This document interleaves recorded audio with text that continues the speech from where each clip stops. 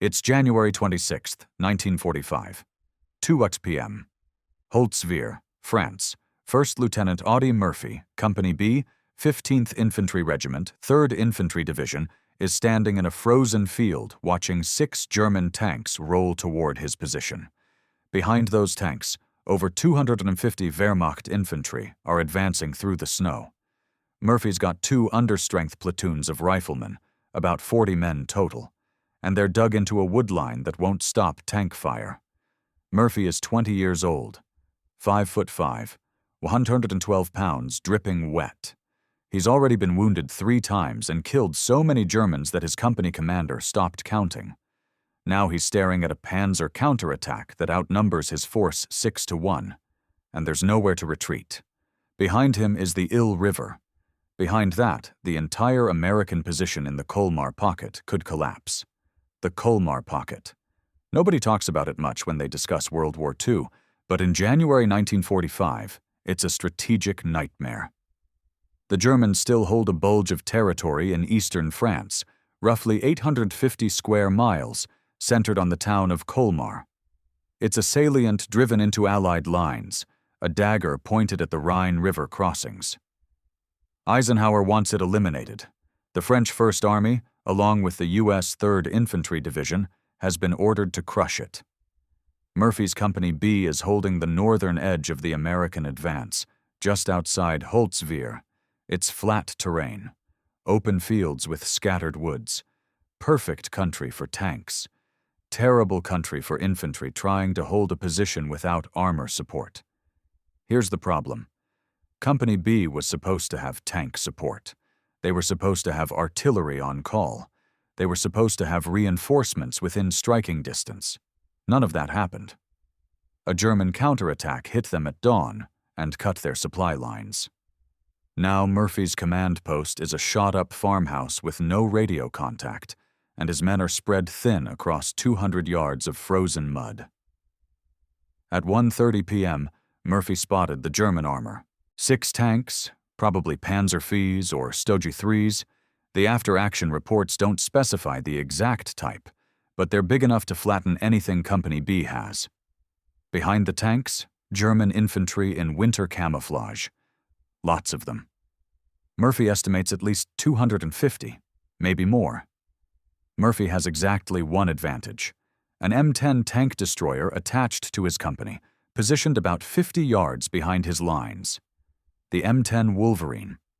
3-inch gun, open-top turret, thin armor. It's not designed to slug it out with German panzers head-on, but it's the only thing Company B has that can punch through tank armor. The M10's crew opens fire first.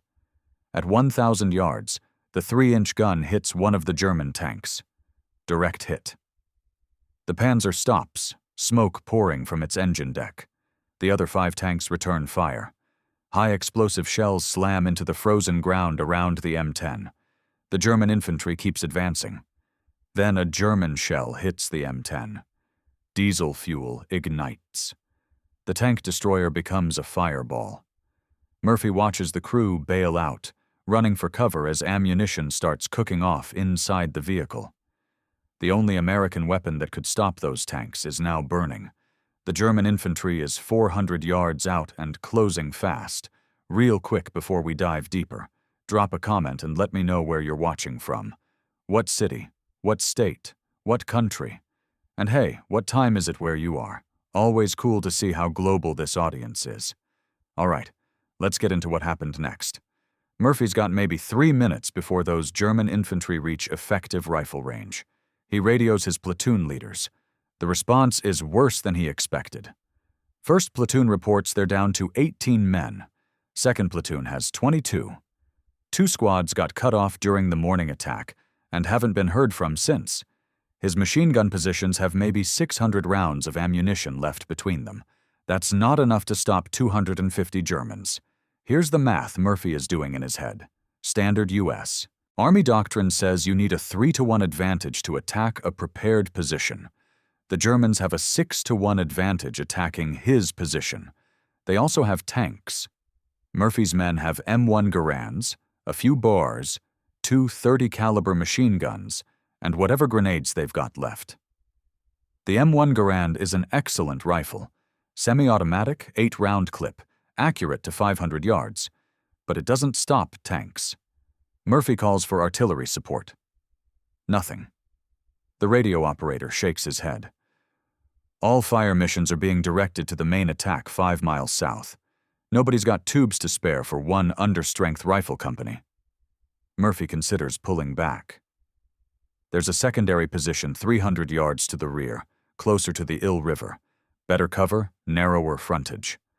But retreating under fire from 6 tanks across open ground? That's not a withdrawal. That's a massacre. The German tanks would roll right over his men as they pulled back. Murphy's seen it happen before. At Anzio in 1944, he watched a company try to retreat across open terrain while German armor pursued them. Out of 140 men, 90 became casualties before they reached cover. The Germans know exactly what they're doing. This isn't some hasty counterattack. This is a textbook combined arms assault. The tanks advance in a wedge formation, infantry following in squad-sized elements spread across the field. When the tanks stop to fire, the infantry moves forward. When the infantry consolidates, the tanks move up. It's coordinated. It's professional. These aren't conscripts or old men. These are experienced Wehrmacht soldiers who've been fighting since 1939. Murphy watches the German tanks close to 800 yards. One of them fires a high-explosive round that detonates 20 feet from his command post. Frozen dirt and shrapnel tear through the air. One of Murphy's runners goes down, hit in the leg by a chunk of metal. The kid's screaming. The medic crawls over to drag him inside. At 700 yards, Murphy can see individual German soldiers through his field glasses. They're moving in short rushes, using small rises in the terrain for cover. Professional. Disciplined. They know Murphy's company is isolated and weak. They're going to overrun this position, kill or capture everyone here, and push through to the Ill River. Once they reach the river, the entire American advance on Colmar stalls out. Weeks of fighting for nothing. Murphy looks at the burning M10. It's still on fire, ammunition still cooking off, but the flames are dying down. The 3-inch gun is pointed roughly toward the German advance. The 50 caliber machine gun mounted on top of the turret is untouched. The M2 Browning 50 cal. Belt-fed, 450-550 rounds per minute, effective range of 1,800 yards. It'll punch through light armor and absolutely shred infantry. The German tanks are now 600 yards out. Murphy can hear their engines over the sound of rifle fire.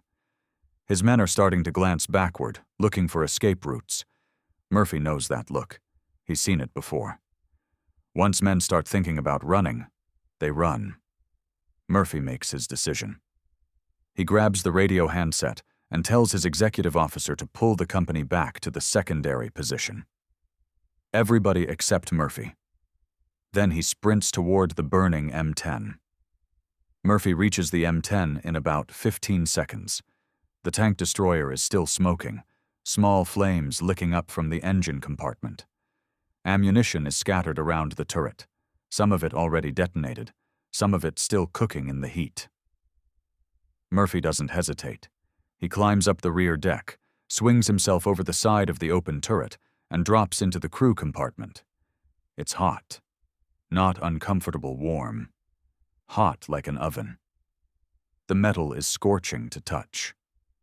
Diesel fuel has pooled on the floor of the fighting compartment, and there's a live electrical fire somewhere in the radio system. Every instinct Murphy has is screaming at him to get off this thing before it explodes. He ignores every single one of those instincts. The M2 Browning 50 caliber machine gun is mounted on a pedestal at the rear of the turret.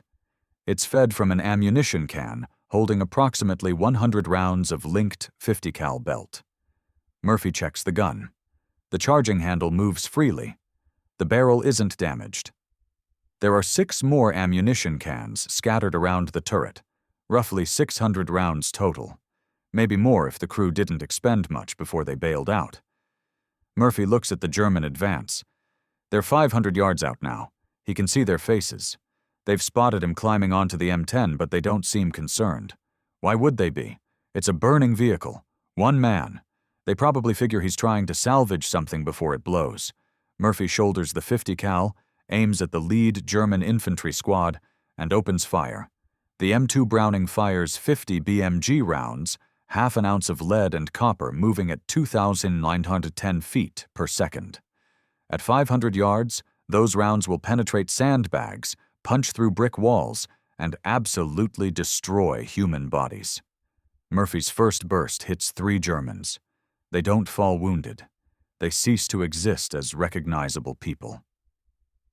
The German advance stops, confused.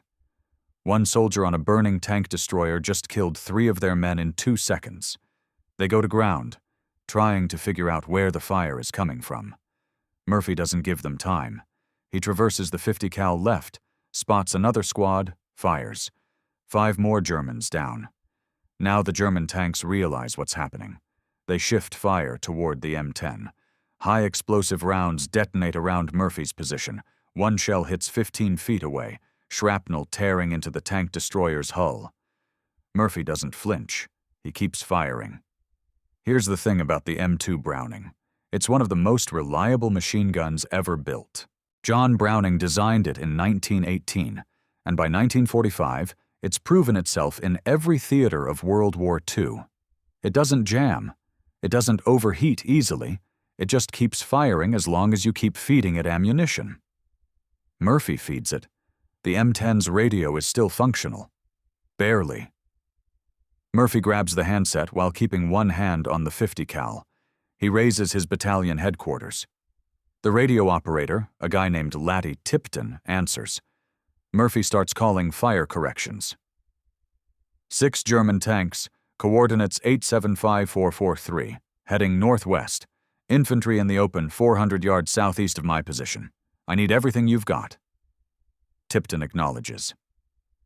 3 minutes later, American 105 mm howitzer shells start dropping on the German infantry. Not perfect accuracy. The corrections are coming from Murphy on a burning tank destroyer under direct fire, but close enough. The Germans scatter. Murphy kills them while they're scattered. The German tanks focus everything on Murphy's position. 1 M10 tank destroyer versus 6 German panzers. This shouldn't even be a fight. But Murphy isn't trying to kill the tanks. He's killing the infantry. Without infantry support, tanks are vulnerable. They can't hold ground. They can't spot targets effectively. They can't protect themselves from close assault. Murphy empties the first ammunition can. He reloads. The Germans are regrouping at 300 yards, trying to flank his position. Murphy rotates the 50 cal, fires. The machine gun sounds like continuous thunder. The M10 is still on fire. Murphy's been on this burning vehicle for 10 minutes. His uniform is soaked with sweat despite the freezing temperature. His hands are blistering from touching hot metal. And he's just getting started. For the next hour, Audie Murphy fights alone. The German infantry tries 3 separate rushes. Each time, Murphy cuts them down with the 50 cal before they get within 200 yards. The machine gun doesn't stop. Belt after belt of ammunition. Murphy's shoulder is bruised from the recoil. His ears are ringing from the constant firing. Doesn't matter. He keeps shooting. The German tanks realize they can't advance without infantry, so they try a different approach. They spread out, attempting to suppress Murphy with concentrated fire while their infantry maneuvers around his flanks. Murphy sees it happening. He radios Tipton again. Artillery, coordinates 876445. German infantry moving east. Fire for effect. 30 seconds later, 105 mm shells obliterate that flanking attempt. Murphy watches through the smoke, spots survivors trying to reorganize, kills them with the 50 cal. The math is working in Murphy's favor now, but barely. Each German squad that goes to ground is 1 less squad advancing. Each tank that stops to fire at Murphy is 1 tank not pushing toward the American lines. Murphy isn't winning. He's creating enough chaos to prevent the Germans from winning. There's a difference. At 2:35 p.m., a German round hits the M10 directly. The tank destroyer lurches. Shrapnel tears through the turret. Murphy feels something punch into his right leg. He looks down. Blood is soaking through his trousers. He doesn't feel pain yet, adrenaline, but he knows he's wounded. He ignores it, reloads the 50 cal, keeps firing.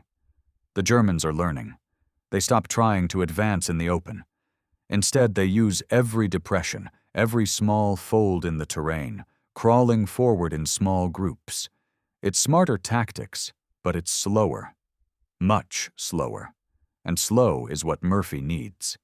Every minute the Germans spend pinned down is another minute for American reinforcements to arrive.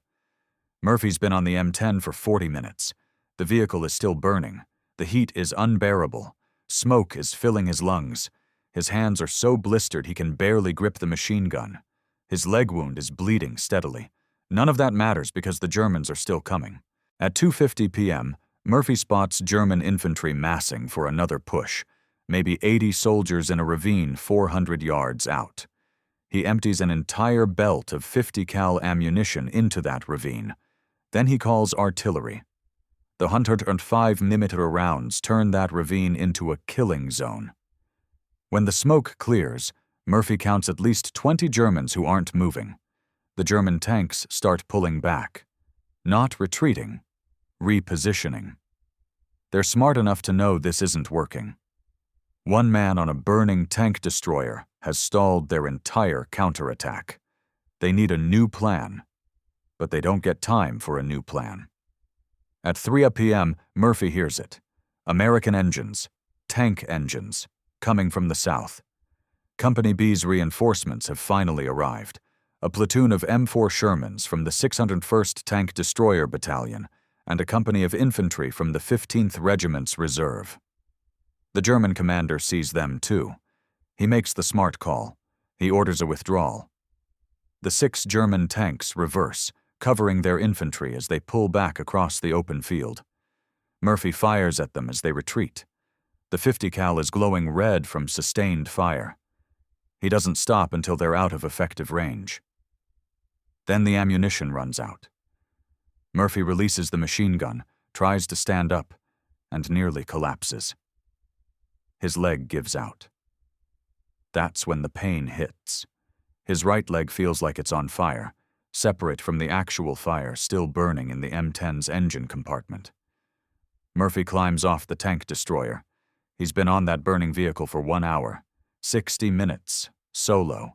He staggers back toward his command post. His executive officer runs forward to help him. Murphy waves him off, hobbles the last 50 yards on his own. The battlefield is quiet now. The Germans are gone. Murphy's company held. The Colmar Pocket offensive continues. The medics treat Murphy's leg wound at the battalion aid station. Shrapnel tore through his right calf muscle, but it missed the bone. He refuses evacuation. Company B is still understrength, still holding that position outside Holtzwihr, and Murphy isn't leaving his men. The doctors bandage him up and send him back to the line. The German body count comes in over the next 2 days. American patrols sweep the field where Murphy made his stand. They find 50 confirmed German dead within 500 yards of the burning M10. 50. That's not an estimate. That's a careful count by Graves registration teams. Some were killed by artillery that Murphy directed. Most were killed by the 50 caliber machine gun.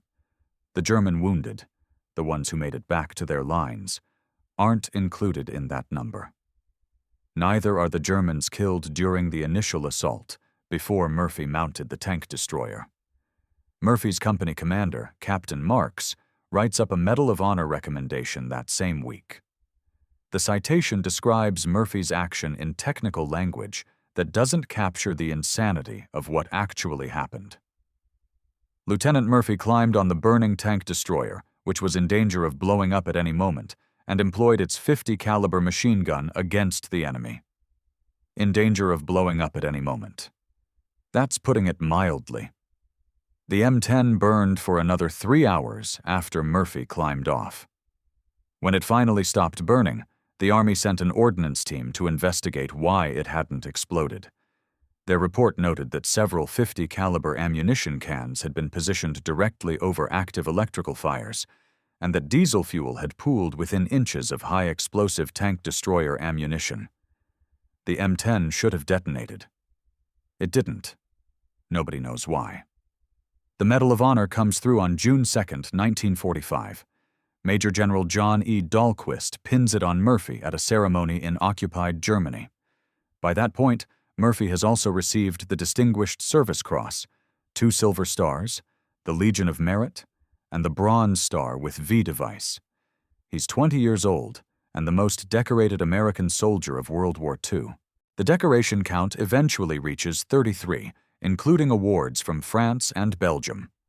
The Colmar Pocket campaign ends on February 9, 1945, 2 weeks after Murphy's stand at Holtzwihr.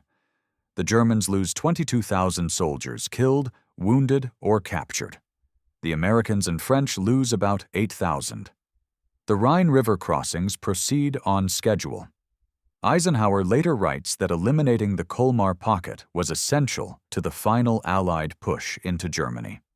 Murphy's action at Holtzwihr kept the German counterattack from collapsing the northern flank of that campaign. 1 man, 1 hour, 1 machine gun. Murphy goes home in 1945. Hollywood turns him into a movie star. He appears in 44 films between 1948 and 1969, including To Hell and Back, where he plays himself. But the war never really leaves him. Murphy suffers from what we'd now call PTSD. He has nightmares. He sleeps with a loaded pistol under his pillow. He self-medicates with alcohol and becomes addicted to sleeping pills. In the 1960s, he locks himself in a hotel room for a week to quit the pills cold turkey. He succeeds, then spends the rest of his life advocating for better mental health treatment for combat veterans. Murphy dies in a plane crash on May 28, 1971. He's buried at Arlington National Cemetery. His grave is the second most visited site in Arlington after John F. Kennedy's. Here's why Murphy's action matters beyond the immediate tactical results. It demonstrates what one competent soldier with the right weapon in the right position can achieve against overwhelming odds. Modern military doctrine still studies this engagement. The lesson isn't that individuals should mount burning vehicles and fight alone. The lesson is about understanding fields of fire, maximizing available firepower, and refusing to yield critical terrain even when the situation looks hopeless. Audie Murphy was 5'5" and 112 pounds.